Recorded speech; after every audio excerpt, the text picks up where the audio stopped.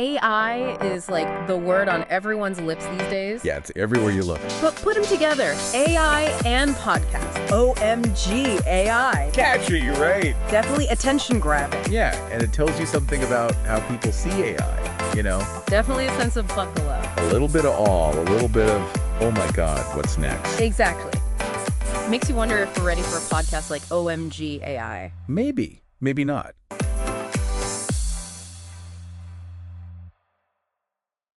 All right, so I'm Myra Roldan. I'm here with Marty Wikoff and Peter Geordt, and we're going to be talking about BAA.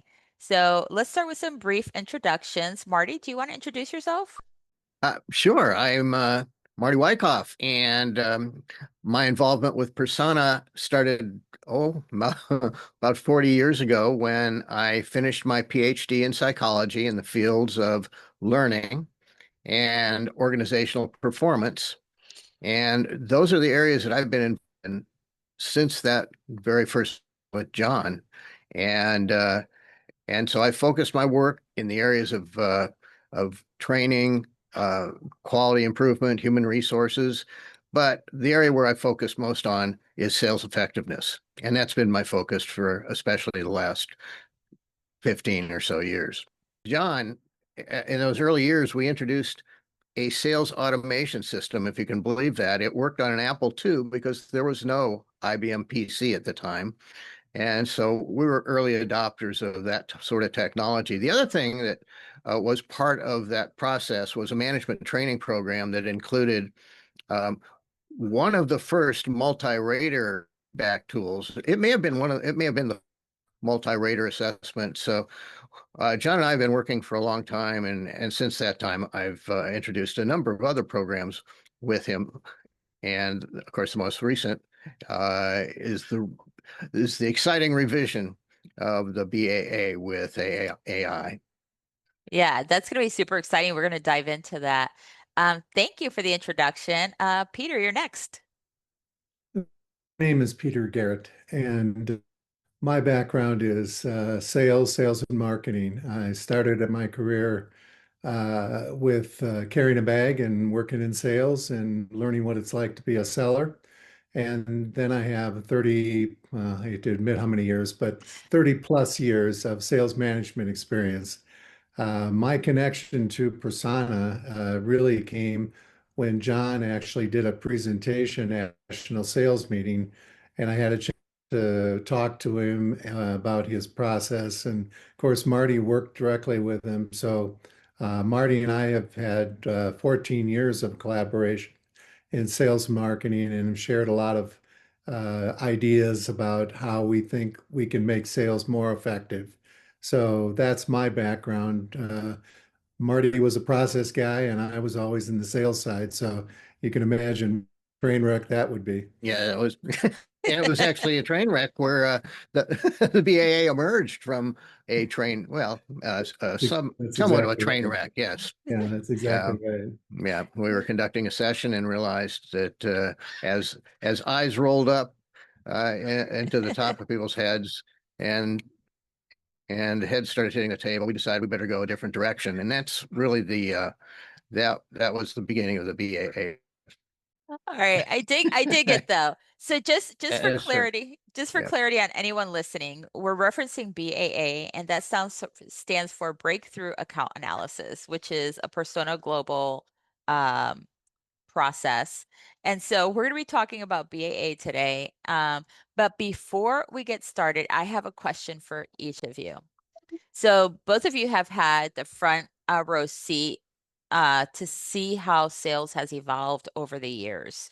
What personal experiences or turning points shaped the principles behind BAA? Well, let me take that first. I think what I saw in the sales and sales management was really, as I began my career, was really organized chaos. A group of salespeople, every individual had their own process. They had their own way of selling. Sales management was really like herding cats. We were trying to get everybody in a row and follow some type of procedures, but really was every man for himself. The 80-20 rule was always in effect, which is 80% of the business is done by 20% of the people. And so sales management really was just trying to improve the 80% of the salespeople that were not productive and trying to keep the good ones in play. So, you learn very quickly from a process standpoint, see that if we had a sales process, if in fact we were able to get people to align with that and follow procedures, we would be much more effective. So background, as I started to pull through that information, started to spend time and kind of, I looked at all the major companies and understood how they, and I formulated my own position sales manager. And part of it was because as a seller, I knew what I needed and I knew the tools that I used effectively. I also knew the tools didn't work very well. And so I thought if I could consolidate those, create a how-to book, and then take that and rotate it forward and create the alignment, i.e. the BAA process. But at the time, we obviously, Marty and I had not pulling together these thoughts. So seeing it from that position, from an organized chaos to really this alignment and a process, I think it's far more effective. Gotcha. Yeah, it sounds really interesting. So Marty, what is your take on that?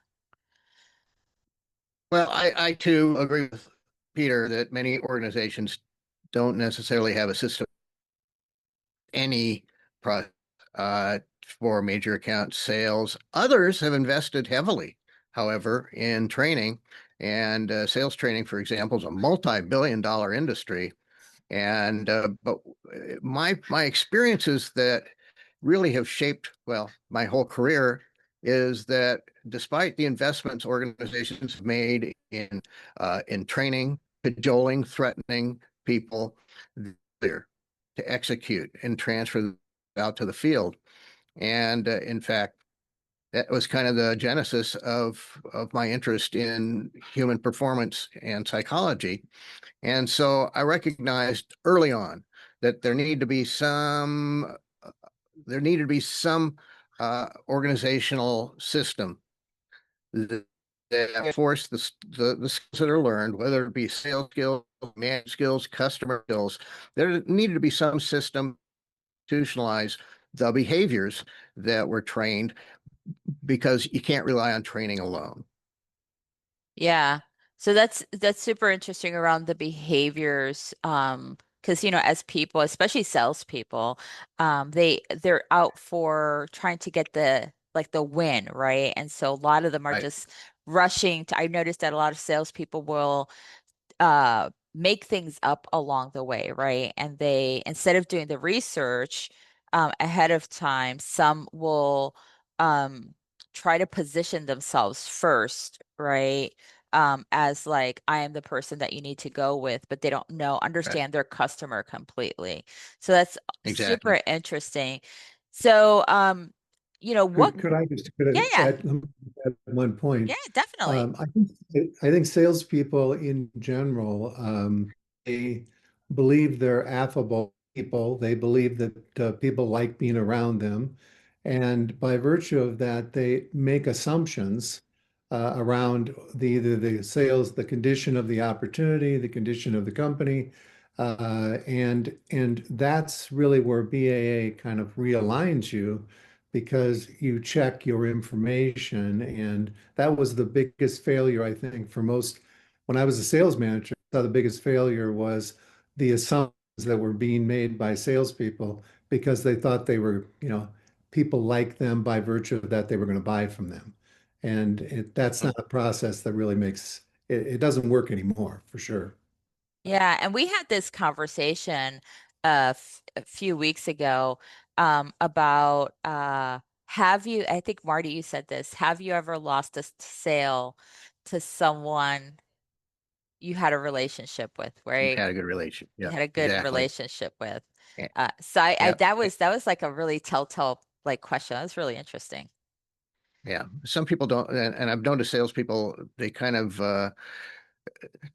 balk at that question when I pose it during training, because they have for so long believed that relationship building is a key.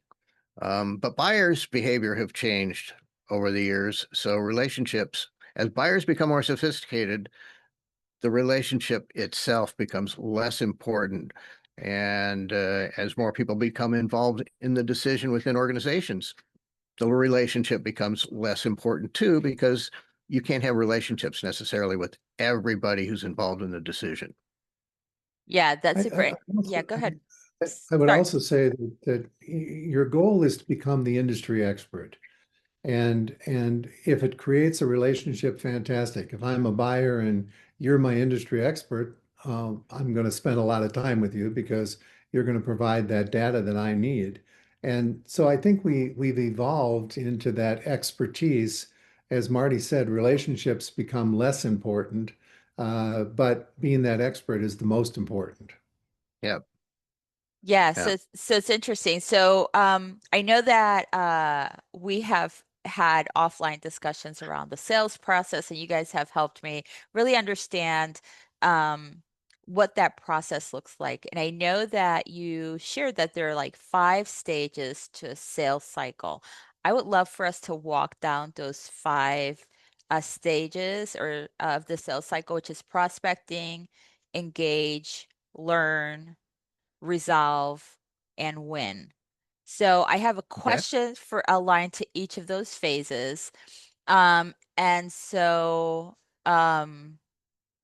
in the prospecting phase, right, reps are identifying leads and doing early research, or they should be doing that early research. How does BAA help them decide which opportunities are truly worth pursuing? Well, I think what BAA does in the prospecting side is you create a client that you think makes sense for your corporation. Somehow you feel like there's a good alignment there. But what BAA does is it qualifies your position. It allows you and your sales manager to determine exactly how much information you actually have on the client. And it gives you a process then to collect that. So we say, what do you know? Well, the reality is you're asking the question of what do you know? And it's an amazing concept. Everybody thinks it's fairly simple, but in reality, when you really sit down and you pull a target together and you ask that proverbial question, um, many times we know nothing, or we know little to nothing. And so now the question is, what do I know? And then I can move it along the next level, which is, what would I really like to know? If I were going to make an informed decision, or because my time is valuable as a salesperson, if I were going to make an informed decision as to where I'm going to spend my time, I need to know, one, what the likelihood of success. And we talk about things like product advantages. We talk about relationship advantages. We talk about compelling reasons for the client to want to do business with you. If you can't answer those questions on the front end, you really don't want to pursue. And I will tell you that my experience, again, as a sales manager in sales leadership, oftentimes salespeople, because it's a big deal, they think they're qualified. Your company may not be aligned with that opportunity, or you may not be the best choice for that client. And learning early and getting out early is how BAA can really help you, because it allows you to your time's valuable. It takes that into consideration, and it allows you then to pursue an opportunity that you actually have a chance of winning. Yeah, and that's super interesting, that whole concept of getting out early. So Marty, what are your thoughts?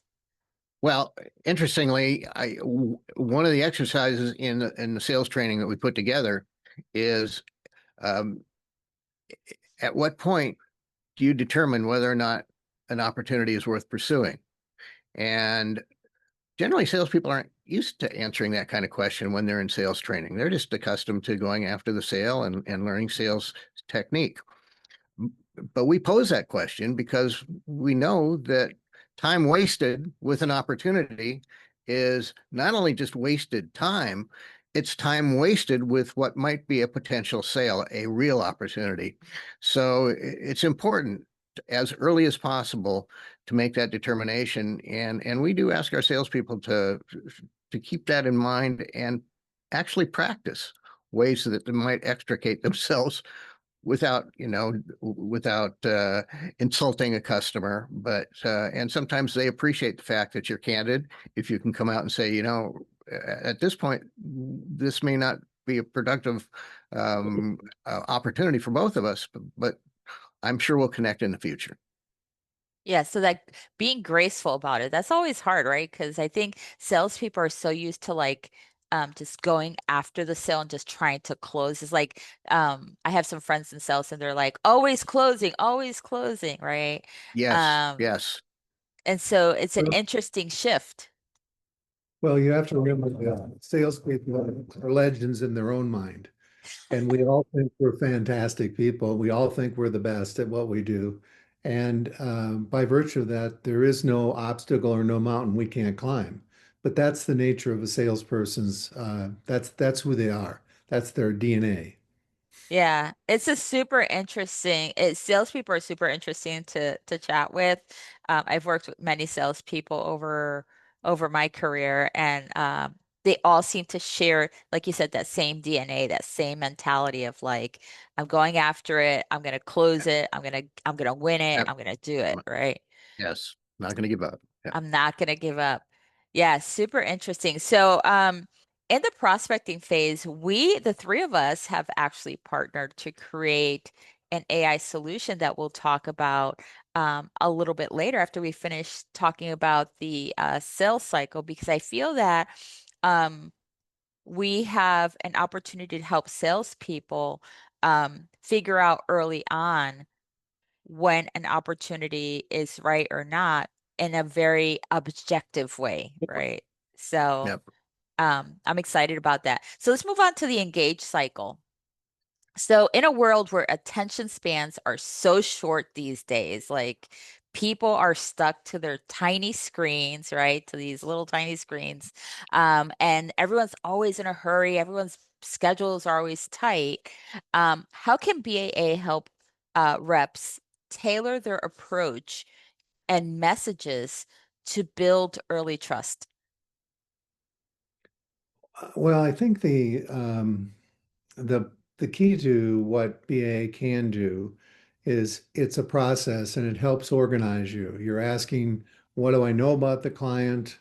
And once you figure out what it is you will obviously see the gaps and you'll see the difference. So before the most or many salespeople, what they want to do is they've collected a little bit of data.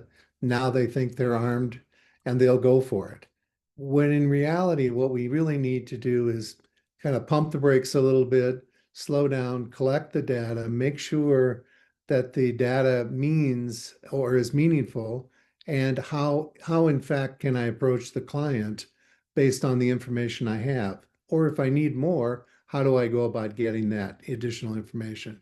So the engage stage, I think, is really a function of collection. And you're correct, there isn't salespeople don't have a large attention span. They focus on a target and they want to move on. So you're pulling that together information and then you're organizing it so now you can make a decision whether it's a go or no go. Because what you don't want to do, and I'll give you a great example, you start out with a client, you begin to work closely with them, you spend 6 months cultivating them, and they announce they're going to put an RFP out or an RFI out, and it's all going to be about price. And so now you've wasted all that time and energy when in reality you could have just positioned yourself for the RFP.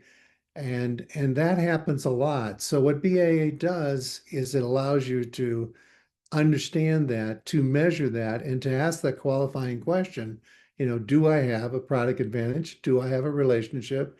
Is there any compelling reason for that client to want to do business with me? And if you can't answer positively on a minimum of at least one, mostly two, you're probably not going to be successful. So it allows you to ask the questions and then to admit, or you and your sales manager come to the conclusion, this is not worth your time and energy. So you're managing your time and energy to make sure you're pursuing opportunities that you have a real chance to win. Yeah, I like that. Do you have a product advantage or a relationship advantage? I really find that interesting.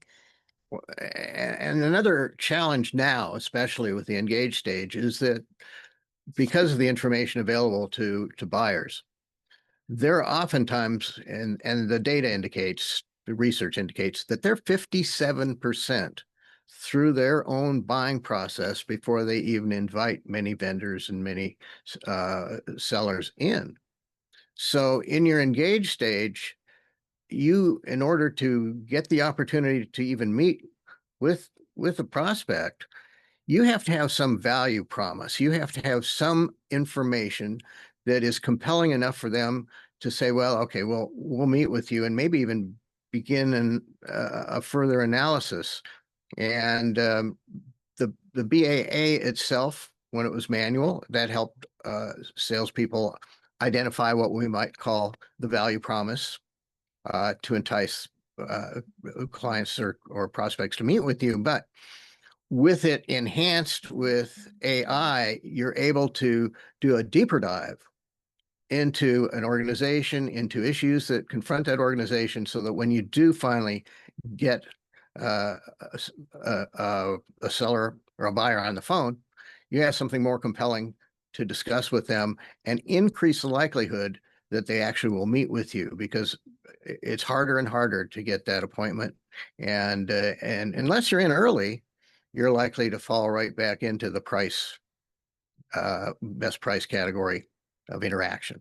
Well, Yeah, the other thing I would add to that is what AI does is it speeds the process up. It allows you to get data in real time, and the amount of research that you would have to do without that component, without that AI It'd component. be impossible. Yeah, I mean, well, you could do it, but you would be missing so much data because it's virtually impossible to collect it all. Too many sources and not enough time. So Yep. the AI component helps a lot. It yeah, helps. Yeah, if you just take for an example a buyer that is 57% through their buying cycle, at least they believe. If you can dig up some information or some compelling issue or future trend that captures their attention, they're much more likely to allow you in. And with the AI aspect of the BAA, you're much more likely to uncover those sorts of compelling and valuable offers to the buyer.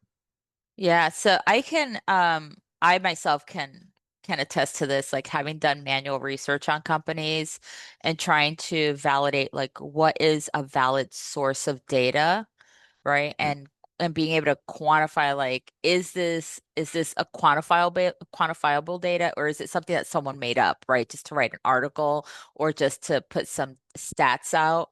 Um, Yep. so how do you qualify the data when you're doing it manually? And I agree, AI can speed that up by looking at reputable sources like company websites, financial reports, like, where you're not going to like a Wikipedia to find Mhm. information, but Yep. you need to make sure that the data that you do collect is up to date and accurate and not outdated, which can be hard with the internet, right? Yeah. Um, yeah, so I love this. So what can you tell me about the learn phase then? What's the learn phase part of BAA? Well, we have a concept called and it's not, we're not the only ones with the concept of knowledge gap. and a knowledge gap is simply defined as what is it that I know, and what is it that I need to know, and the difference between that is your knowledge gap. It's the information that you have to gather in order to move the sale forward and make decisions about whether or not it's a viable sell, and it's also complementary to the whole notion that sales is all about learning. And it's not just the salesperson that's learning, the buyer's learning too.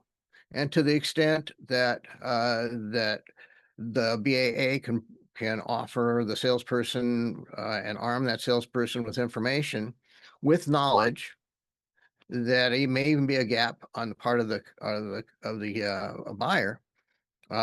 That is another area where you can add significant value. So the BAA helps identify where the gaps of knowledge exist. But the other thing is, you mentioned the quality of that information, the validity of that information is so important. Another thing salespeople often do is make assumptions about what they know. You'll ask them about a particular opportunity and they'll give you information, but then when you drill down a bit, you discover that, well, they think that this is the case, or they assume that this is the case. Well, assumptions are one of the things that lose sales. And so that's the other advantage of the BAA process, and even more so when it's AI enhanced, is that you are obligated to ensure that the information, what you know, is valid, objective, reliable. Well, I think the concept of assumption is, when you ask a group of salespeople to tell you what they know about a project or an opportunity, and Marty and I've done this hundreds of times, and then when they lay out that information and you challenge it by saying, what is the source of that information? And what you find out is we as people have our own opinions about things, and or we've read, or our friend told us that this is the way they buy. In reality, we make these decisions. We invest an enormous amount of time in the sales effort in an effort to sell something, when in reality, we're operating bad information to begin with. And, it's a little bit like a doctor going in for a heart surgery and he's reading the manual as you're on the table. Not a good idea. And my point is that assumptions, Marty says kill sales. They do more than kill sales. More salespeople have left the industry because they made assumptions and they've missed their goal. And so we really focus our energy Right. on that data and the data collection. And for years, Marty and I have been teaching this, and I think we finally got people to pay attention after they realized what they Yep. missed in the process. Yeah, so I think data collection, we live in a world where there's so much data and we get so much noise, right? So I think that a lot of sales people also try to rely on what they consider intel. Like there's an insider at this company that I know, but that person works in a totally different department, has no insight into like what leadership is thinking. And I've had friends that tell me like they have a hard time getting to like the C-suite. And I always tell them like, well, how are you positioning yourself? What data do you have? What is your compelling reason? But you guys have given me like this whole framework, which is super interesting. And believe it or not, um, this this whole framework that we're discussing right now of like this sales cycle, this also applies to entrepreneurs who are trying to create like an offering, right? So I Mhm. could take all of these steps and ask, like, "Oh, what do you know about your customers, right? How do you know they Yeah, want, like, where are you getting that information? How do you sure. know that they want to engage with you, right? Like, do you have a Mm. product? Do you have a Well, product as position a or a product. relationship, right? So Yeah. yeah, super interesting. Um, so I think that I find it very interesting from this cycle is the resolve phase of it, because this is where I have heard people come up with some really snazzy ways to uh, address any kind of um, pushback from customers, or those no's that they get. Some of the like that tension that's created, right, when Yep. they're not aligned. So what can you tell us about the resolve? So how does BAA enhance insight and AI actually enhance that insight and generation and save time for reps and managers alike, sales managers alike?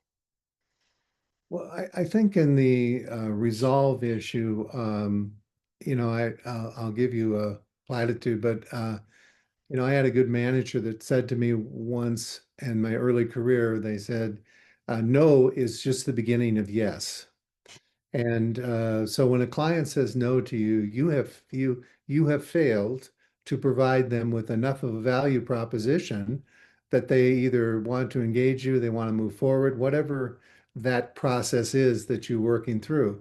And so I've always taken that attitude. If somebody says no, now I have to actually really do a lot more work because I made some assumptions that quite frankly, we're not in or we're incorrect.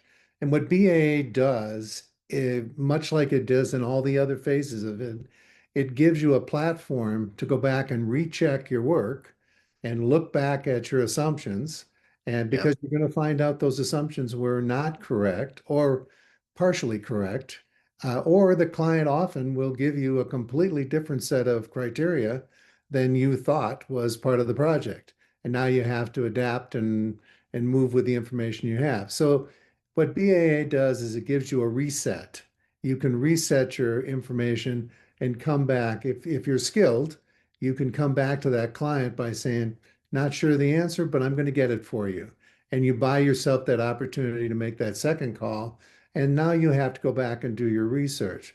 So I think resolving, I mean, in a perfect world, you hit the ball of the park and you're a hero and you have what they want, and now you've got the compelling reason, you got a great relationship and product advantage, so you're going to go forward. But that's not typically what happens. What typically happens is somebody pushes back now. And again, I think the buying community or the decision makers often want to start with no because they want to see just exactly how fast, how good you are at resolving the issues. And they may or may not be my issues, but if we don't qualify those, then we don't know. So I think that's where BA is a constant process in my mind. You can decide your direction, but then you can return to your data collection and you can say, whoop, maybe there was more, maybe I missed this, or I interpreted it incorrectly.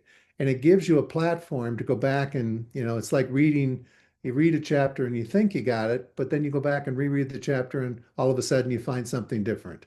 And you're now valuable to your client because you're rethinking the proposition. Yep.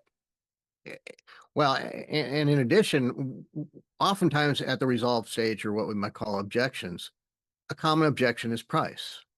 And if you followed the BAA structure, you will have built up enough value so that you are not likely to have price as an objection.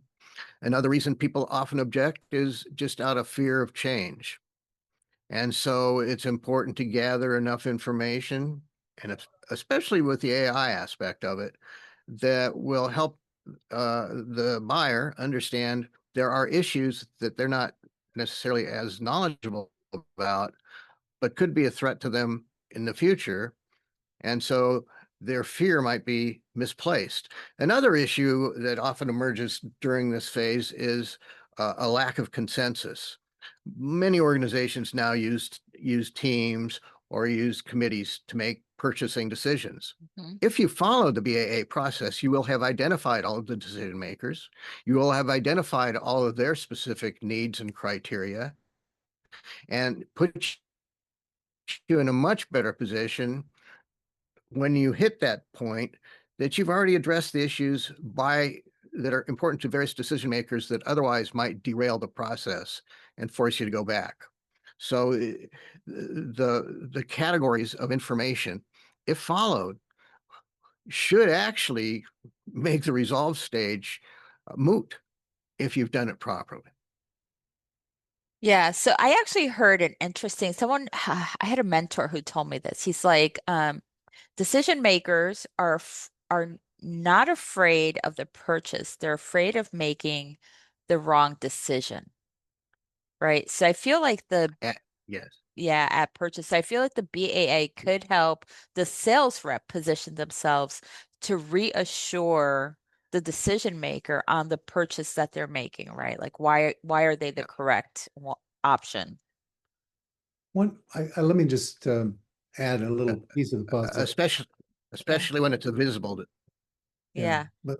but what I was going to say is that purchasers often hide in the process.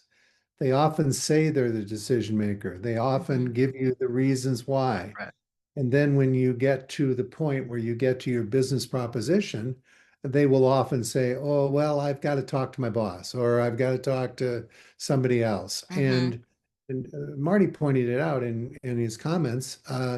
The BAA allows you, or really pushes you, to learn all the decision makers and to learn, who benefits from this, who is the decision maker, who does that person report to, because ultimately your decision maker, they can make the decision, even if they can come to an agreement with you, but they ultimately have to sell it uphill.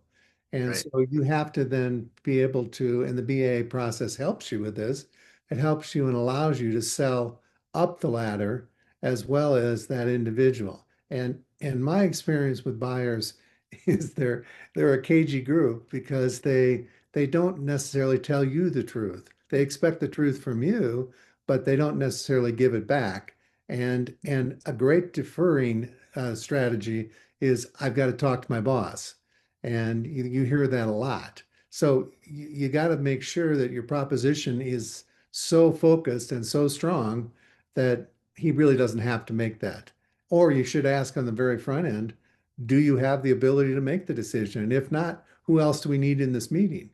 And I can give you all lots of clever concepts, but functionally, right. that's how you have to play that Yeah, out. And BA helps a lot because it allows you to have enough information and you focus on it early.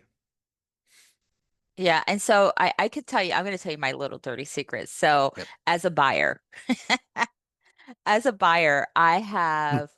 have told sales reps, oh, we need to get approval for that, right? Mm, Or we Yep, exactly. send us your proposal and Yep, we'll have it put on the next meeting or we'll, you know what I mean? Because you have to buy time sometimes as a buyer. For me, it's more because I want to research who I'm working with also, right? Like if you're coming to me, trying to sell me something, I'm gonna research the heck out of you and your company, hmm, yep. right? as you And should. yeah, I think that's what's Yeah. happening also is that because there's so much access to data right now, that buyers are also researching you as a sales rep, right? We want to know like where are you coming from, right? How long have you been with the company? How well do you know the product?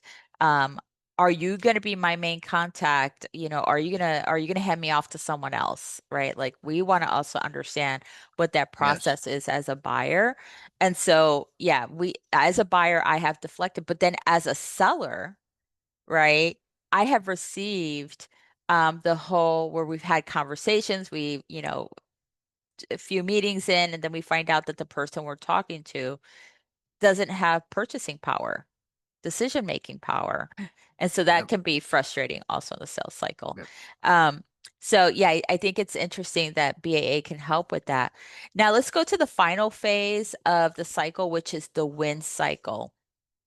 And I just want to, so this is just a question that I want to pose. Like, how can salespeople use like the post win and post last data that they get, right, to refine their future strategies using like BAA process?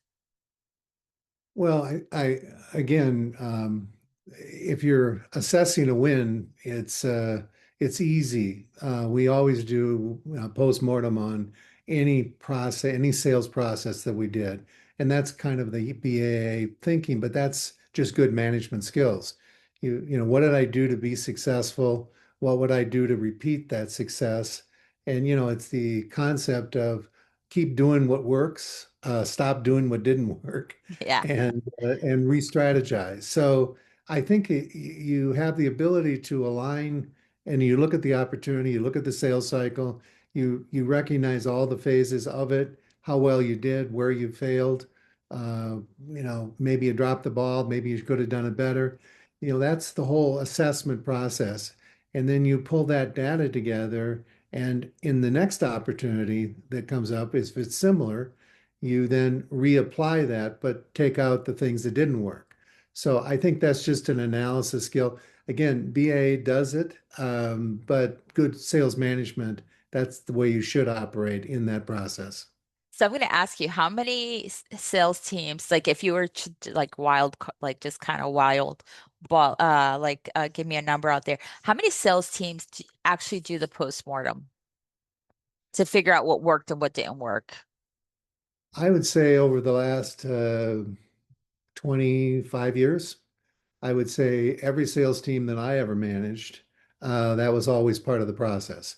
Now, does that happen? I've worked for Fortune 500 companies for the most part, and I will tell you that they have integrated that analysis into the process. It may not be formalized. It may be, tell me what we did right. I've had everything from CRM systems that collect data and you post the win and you post a reason why to, just informal or formal conversations. The most effective way to do that in a sales meeting, I would typically poll the sales team. I would walk around the room and say, okay, we've had success. Why did we do that? And everybody can learn from that experience. But again, BAA gives you the foundation, so you can now say, here's what I had to begin with. Here's my process, and here's what the result was. Now, my strategy was good, and you share that information. So I think that's a very common practice today, although, well, I do think it's very common. Okay. It, So it, it, I was just going to say that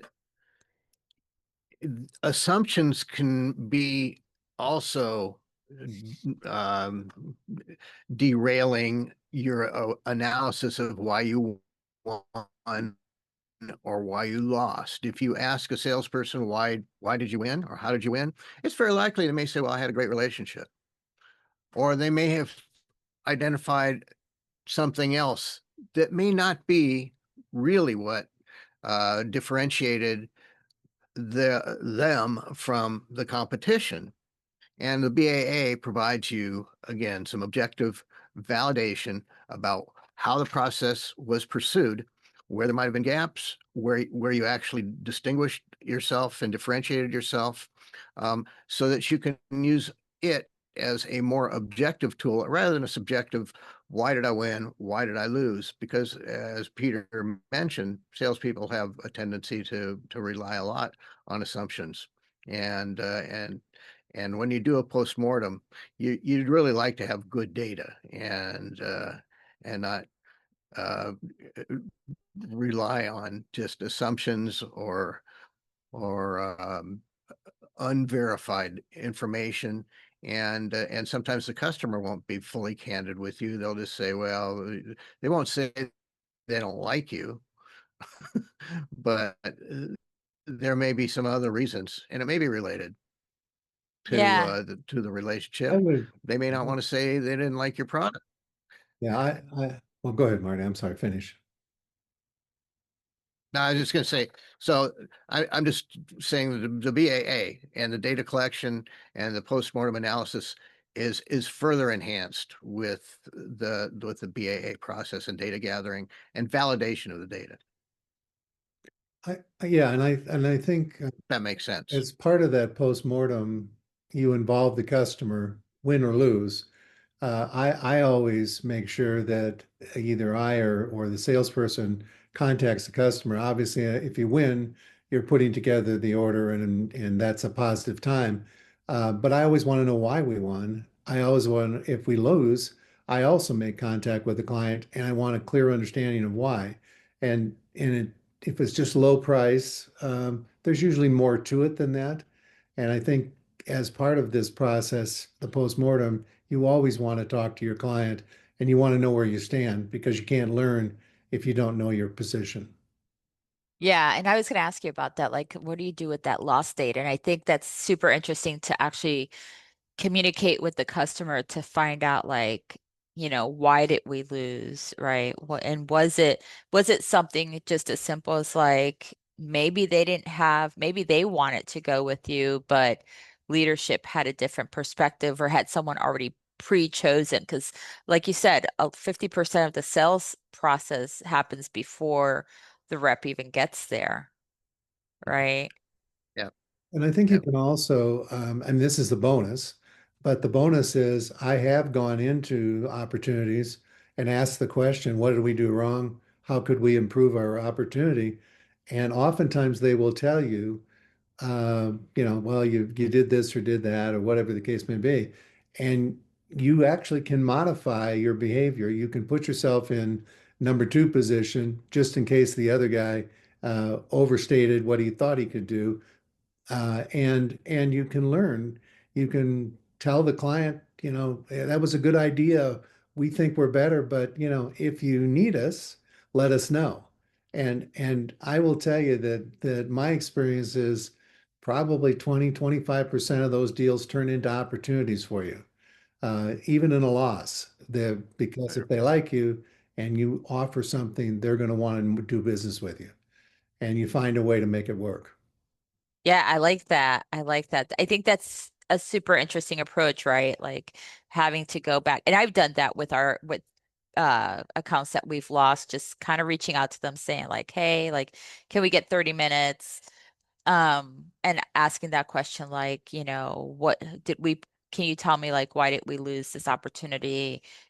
How can we better position ourselves in the future, right? For other opportunities. And yeah, so that does help because it keeps you fresh in their mind, and the fact that you made the effort to reach out, right, is part of that relationship building also. You're not salty because you lost, right? You're Right. you're just You're trying to get professional. data. Yeah, you're professional, you're gathering data That's right. And they want to do business with professionals, and they find a way to Right. bring you into something. into something. Yeah, it might not be that specific opportunity you're pursuing, but yeah, I agree with that. Um, Right. So, let's talk about what's ahead for BAA. So where do you see or how is, not where you see, because you already saw it, but how is BAA evolving with AI and, as data analytics continues to shape the sales world?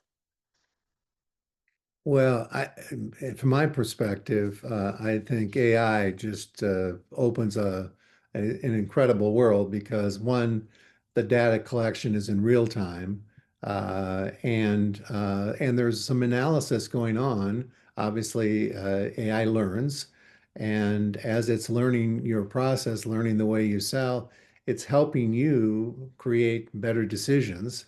I mean, as a tool. I think BA has plenty of horsepower. When we developed it, we thought it had plenty of horsepower. It asks all the right questions, and it allows you to go through a sales process. When you add the AI to it, it's like going from a V6 to a V8. I'm sorry for the analysis on the automobile, but it's like moving, from one to another, and it's enhanced. And I don't know that we really know all the things that AI can do. Hmm. I mean, it's kind of an open world, but I fully believe that it can help us with our process by speeding up, providing predictive analysis.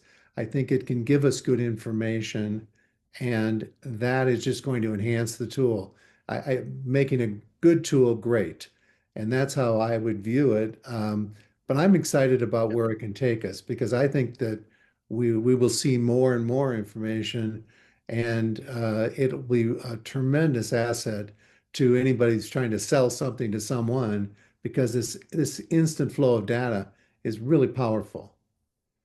Yeah. Marty, what do you think?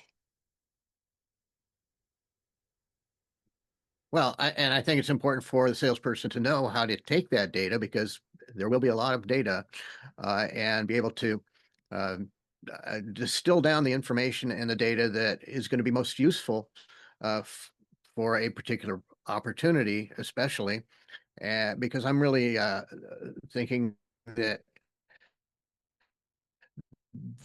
the AI integration can help you to the seller.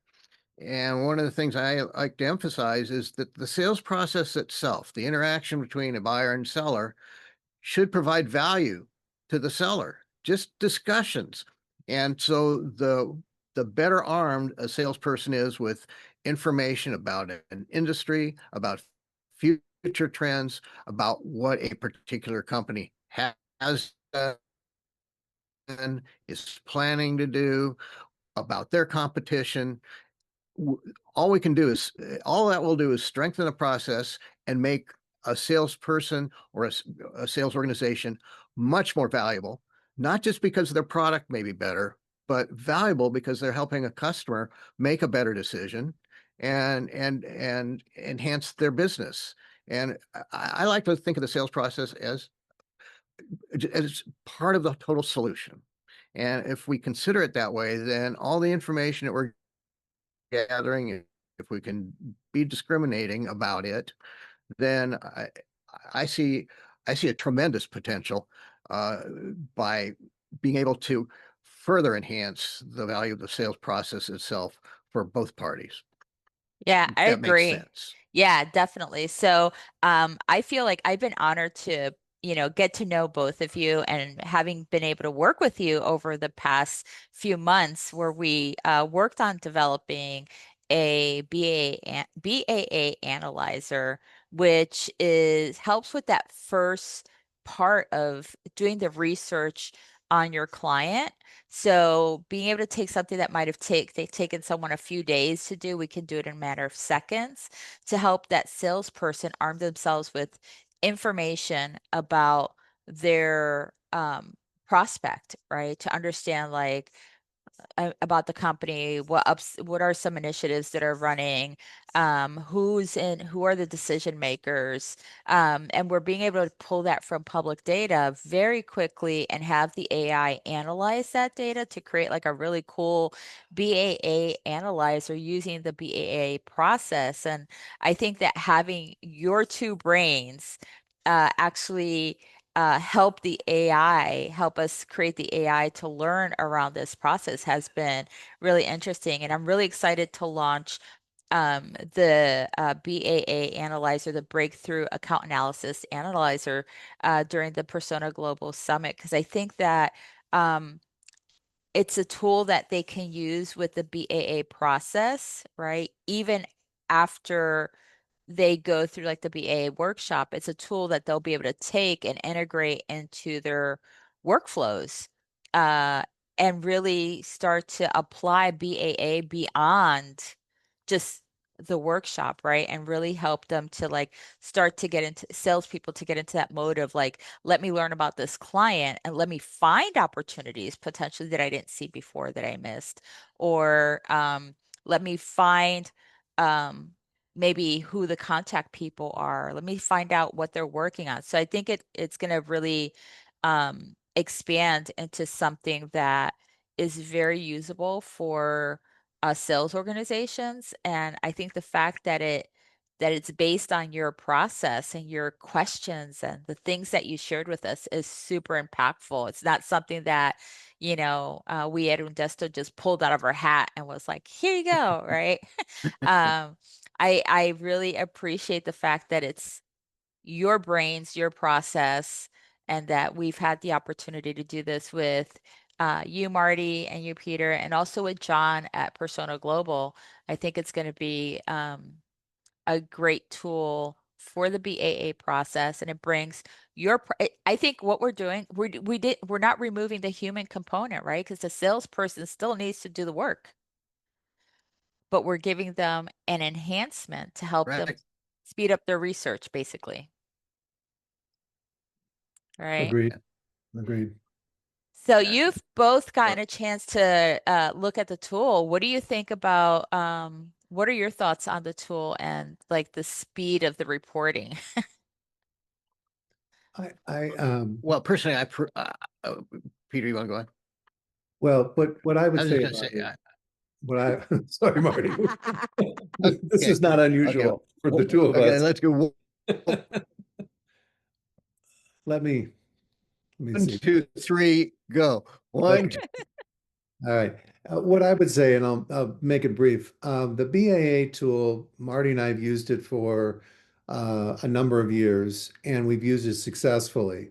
We grew the business at our organization that we worked at together by 30%, just because we had a process tool and because we managed it properly. We trained the entire sales force with that in mind. We know the tool works. Mm-hmm.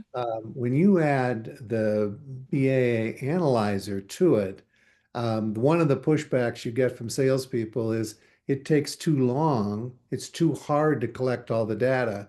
And by virtue of that, I'm going to make a lot of assumptions about whether it's a great opportunity. And we both know that's a crash and burn, or we all know that. I'm sorry, not. yeah, And so, from my perspective, you have a successful program that we know works. And we have historical data that says it works over time because it's a concept that we put together. You add the analyzer to that tool and you take away a big objective or objection from the salesperson because now you empower them to go forward and you empower any sales organization to go forward and you're making it easier for them. Now, it's not perfect, but it's a good tool that just got some more horsepower. So I'm excited about the opportunity to blend the two together and to see this as a future opportunity. And I'm excited about how it comes out because we know it can be successful. That's my comment. well, I agree with Peter. I'm excited too about what this will do and how it will arm the sales people with information that will make just call planning and strategic planning for an account easier. And maybe it's interesting, even more interesting enough now that they might actually be likely to do it. Because call planning in and of itself is not something that a lot of salespeople admit to doing. Although they admit to doing it, but oftentimes don't. And I think this may make it more enticing because it's just inherently reinforcing to gather the information and do an analysis that is enhanced and provides you some feedback. And we all respond to feedback. So I'm excited too. I think it's going to help individual salespeople with their call planning, with their opportunity management, with their account development, and it's going to help managers provide the kind of coaching and support real time that salespeople need to develop and be successful. So I'm very excited about what we've added to it, and because like Peter mentioned, it's been successful manually, but to enhance it like this, it just makes it even more enticing, I think, for any of the users. Yeah, so our goal is to cut the friction, not cut the user, right? So keep the human in the loop that still is really good at what they do, at building those relationships and having to reach out and make those connections and really do the sales piece and just we're just cutting out the tedious work of having to do that research, Yeah, right? And giving them an idea, like a recommendation of whether it's a go or a no go, if they need more information, if there's additional things that they should be researching. Um, so yeah, I think that I think we might be onto something. I think so. Yeah. So let's close this up. So I want to I like at the end of sessions when I do these kind of podcasts with people, I like to ask just a random question. I won't put you on the spot. Um, but what I would like to hear from you is like just with the taste of AI that you've had just over the past month with us, um, what other features do you think AI, like a tool like the BA Analyzer, right? What additional features would you like to see integrated that you think could actually be a game changer for a salesperson? I'll take it first. I think what the BAA can the tool and the information gathering and all the collection, as we've talked about, that's phenomenal. That to me takes away a major problem for salespeople with their allocation of time. So that's a win. What I would love to see the AI do more of would be to learn more about the selling process and then to provide the predictive analysis of whether you have, because at some point you have to go through an assessment, win or, stay or go. It's like play the card you have or move on. And I think AI can, as it gets better and smarter with your process, it can really help you with a predictive analysis. And, whether it goes into an algorithm or however it does it, I'm not going to begin to tell you I understand it completely. But functionally, if it had that element on top of the information gathering, I think that's really powerful. So that to me is exciting. Yeah, that might be in our Yeah. next iteration. How about you, Marty?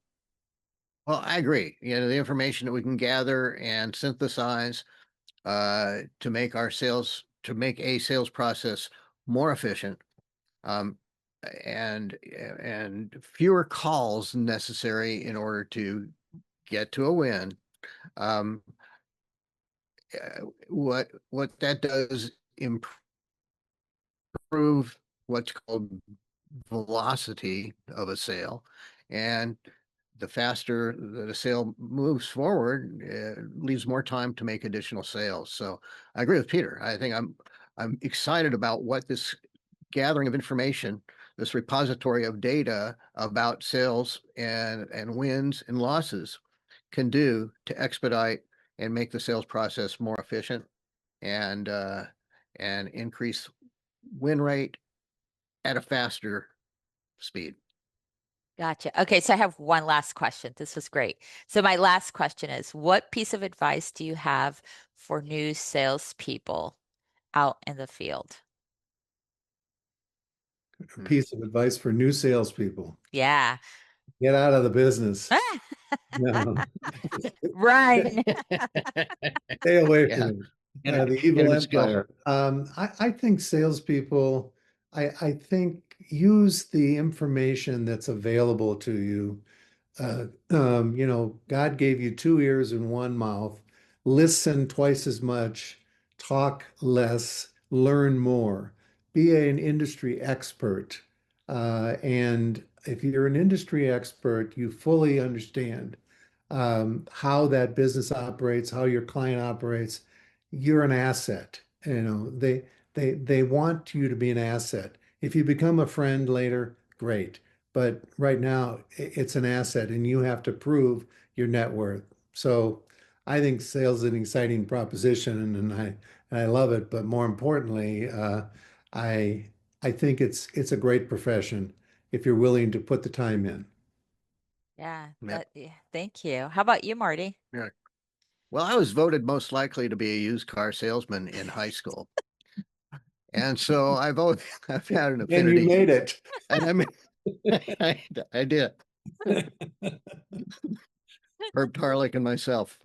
Uh, I see, well, my advice to a new salesperson would be always think in terms of what value you're bringing to the sales process, to the meeting. And think about the game of Jeopardy. To the extent that you can ask rather than tell, you're much more likely to be successful if you can put a statement in the form of a question, just like in Jeopardy.